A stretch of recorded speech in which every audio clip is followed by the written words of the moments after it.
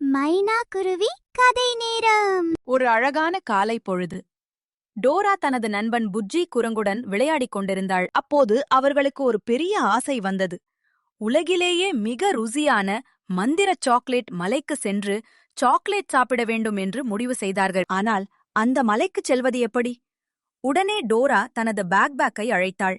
Map வெளியே வந்து அவர்களுக்கு வழி சொன்னது. முதலில் நீங்கள் பிஸ்கட் பாலத்தை கடக்க வேண்டும். பிறகு மிட்டாய் காட்டை தாண்டிச் செல்ல வேண்டும். அங்கிருந்து பார்த்தால் சாக்லேட் மலை தெரியும். டோராவும் புஜ்ஜியும் பிஸ்கட் பாலத்திற்கு வந்தார்கள். அங்கே பாலத்தில் சில பிஸ்கட்டுகள் விடுபட்டிருந்தன. நண்பர்களே, இந்த பாலத்தை சரி செய்ய எனக்கு உதவுகிறீர்களா என்று டோரா கேட்டாள். வட்ட வடிவ பிஸ்கெட், சதுர வடிவ பிஸ்கெட் என சரியாக அடுக்கி அவர்கள் பாலத்தை கடந்தார்கள். அப்போது சுவிப்பர்! நரி புதருக்கு பின்னாலிருந்து எட்டி பார்த்தது. ஸ்விப்பர் திருடாதே, ஸ்விப்பர் திருடாதே என்று 3 முறை டோரா சொன்னதும் ஸ்விப்பர் ஓ போச்சு என்று சொல்லிக்கொண்டே ஓடிவிட்டது. அடுத்து அவர்கள் மிட்டாய் காட்டுக்குள் நுழைந்தார்கள். அங்கே மரங்களில் லாலிபாப்களும் தரையில் ஜெல்லி மிட்டாய்களும் நிறைந்திருந்தன. அங்கே ஒரு பெரிய பெரிய சிவப்பு கோழி வழியை மறைத்து நின்றது. நீங்கள் சாக்லேட் மலைக்குச் செல்ல வேண்டுமானால் இந்த புதிருக்கு விடை சொல்லுங்கள் என்றது கோழி. என்னிடம் நிறைய பட்டைகள் இருக்கும், ஆனால் நான் சட்டை அல்ல.